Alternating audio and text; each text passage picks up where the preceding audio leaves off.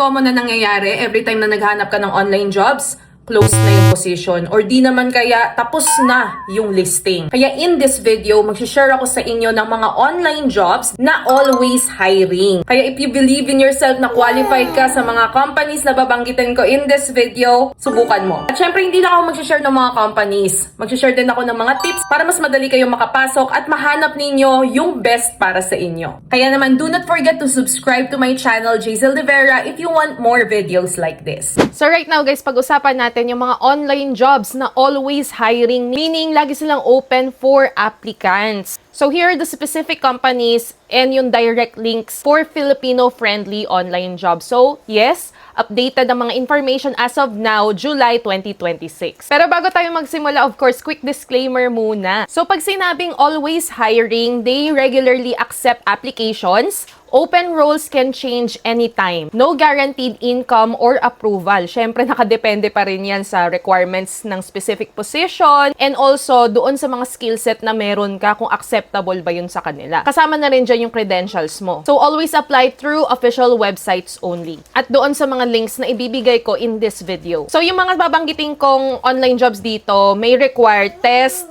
demos, or interviews. So, ito yung mga online job categories na pwede nating i-check kasi ito yung may mga always hiring positions. So, guys, kung isa dito yung niche ninyo, edi mas maganda. So, before you apply, guys, ito yung mga kailangan nating ihanda pero hindi naman lahat ng position is nagre-require no, ng mga ganitong specific equipment or preparation. So, of course, kailangan ng one-page resume or CV, short intro video or voice sample, stable internet plus headset, payment methods like PayPal, Payoneer, and bank details. Para naman sa mga creatives, kailangan ninyo ng portfolio through Canva, writing, admin, and sample task. And by the way, ako nakagawa na ako ng portfolio ko using AI lang. Nakalagay yung link dyan sa baba, Renny AI. So, i-check nyo yan. So, here's our category number 1, online ESL teaching. So, this is good for clear English speakers, TESOL or TEFL holders, teachers, moms, students, and career shifters. So, usually needs laptop, headset, and quiet background. And of course, meron din itong mga demo and tests. So, trivia lang guys ha, ito yung pinakauna kong online job. Tapos, ito din yung pinakauna kong trabaho at all. Yes, hindi ko naranasang magtrabaho sa labas. Kaya masasabi ko na very beginner-friendly din itong online job na to. So, ito yung mga application links kung saan kayo pwedeng mag-apply and always hiring yan sila. Una, of course, is 51 Talk PH. Dito ako nag-work guys sa 51 Talk. And yes, legit sila. Nakapag-stay ako sa company nila for 3 years. Meron din tayong Native Camp.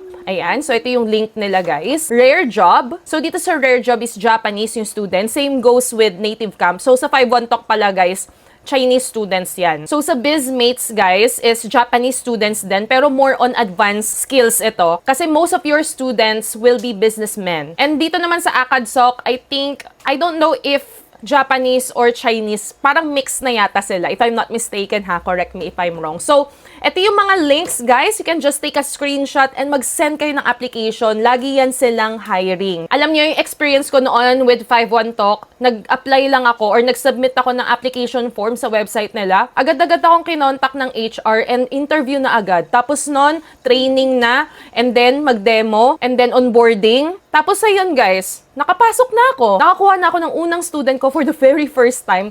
So guys, talagang kabado ako from the start. Pero as time goes by, masasanay ka din. So sa mga companies na to, yung schedule ng pagtatrabaho ninyo is maganda if you are open during peak hours. So gabi, 7 p.m. to 11 p.m. Yan. Maraming students, laging fully booked. So, regarding naman guys sa sahod and rates, makikita nyo naman yan sa kanilang mga official website. So, iba-iba rin kasi yung kanilang mga terms and conditions and also yung pagbibigay ng promotions and rates. Okay, so now, let's talk about another category which is VA or admin sites to check. So, of course, nandito yung mga online job portals like Online Jobs PH, Virtual Staff PH, Remote Staff, Cyberbacker, which is a VA agency, and Virtual Coworker PH. So yan guys, laging may mga open positions. So dito nga lang sa mga portals guys is just be very careful. Alam naman natin yung mga red flags and I will discuss it later as well. So dito naman sa Cyberbacker, masasabi ko na talagang legit din ito and mabait yung CEO nila, si Cyber Amo. Yan, mabait yan siya. Maraming good feedbacks dito sa Cyberbacker and you can also give this one a try. Nagbibigay rin sila ng training and open din sila for beginners as well. Okay, so now let's talk about another category which is customer support or chat jobs. So ito naman yung mga chatting online jobs. Most of them are non-voice. So ito naman yung mga roles na available for this type of category like email support, live chat agent, technical support, and content moderator or trust and safety. Pero dito guys, yung mga roles sa mga company na ibibigay ko sa inyo, some of them are work from home, some of them are hybrid. Like merong araw na papupuntahin ka on-site, meron ding araw na nasa bahay ka. So, hybrid yon. And meron din namang mga on-site, lalong-lalo na kung wala kang equipment. Kung gusto mong mag-work from home and then i-on nyo yung work from home dun sa search. Pero since yung pinag-uusapan natin dito sa channel natin is work from home, so mag-work from home ka na lang. Oo. So, by the way guys, here are some of the support companies to check.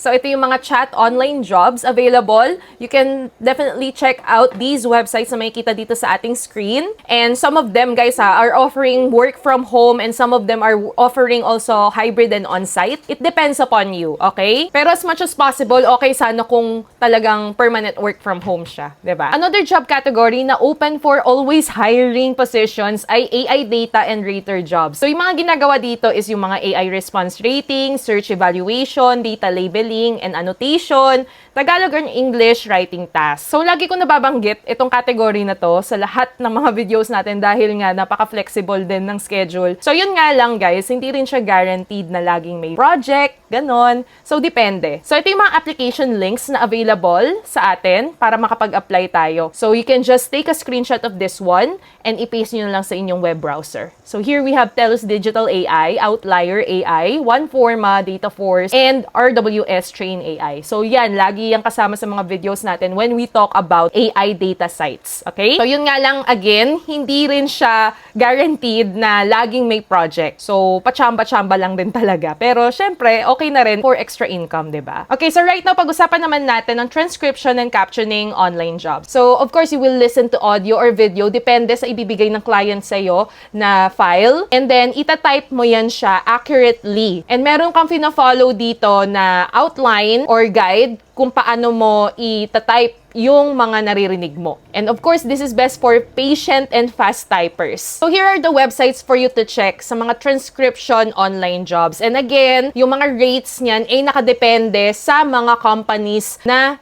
makikita nyo rito. Most of them naman is nakalagay na agad sa kanilang official website. So you can just copy the link and paste it to your web browser. So for our last category, of course, meron tayong freelance marketplaces. So pag freelance naman guys, iba-iba na yan. So meron na rin dyan mga creatives like photo editing, video editing, iba't ibang klase ng task na pwedeng ipagawa sa mga nag-a-apply online. Okay? So ito nga guys, mga online job portals kasi sa online job portals, isu-search mo lang naman yung position. Marami nang pwedeng mag-apply. So again, Online Jobs PH, Upwork, and Virtual Staff PH. So alam ko guys, ang karamihan sa mga viewers natin ay mga beginners. So ito yung mga beginner-friendly picks. So of course, meron tayo ditong ESL teaching. Para naman ito sa mga may good English voice na mga beginners. And of course, meron din tayo ditong VA or admin. Para ito sa mga may organization skills and detail-oriented. So, AI rater or writer, guys, it is for writing strength naman yan siya. Transcription, data entry, para naman to sa mga fast typers, and of course, patient with customers, chat or email support. So, ito yung mga most recommended categories para sa mga beginners na viewers natin dyan na nanonood ngayon. So, ito na guys, pag-usapan natin yung mga red flags to avoid. Hindi mawawalan ng red flags kasi sa pag-a-apply, lalo na naghahanap kayo ng magiging client, and also yung pinag-a-applyan ninyong trabaho. So, unang-unang red flag na meron tayo dito is yung nag-a-ask sila ng upfront payment. So, red flag agad yan kasi hindi dapat ikaw magbayad kung ikaw ay nag-a-apply sa trabaho. So, next is they will ask for OTP, password, or ID without clear process. Lagi kong sinasabi na mas okay na mas-scam ka sa pera kaysa makuha yung identity mo. Ito yung pinaka-importante sa lahat kasi pwedeng magamit yan sa mga sindikato, ganyan. 'Di ba? So nakakatakot, 'di ba? lalo na may AI, kayang-kaya kang gayahin.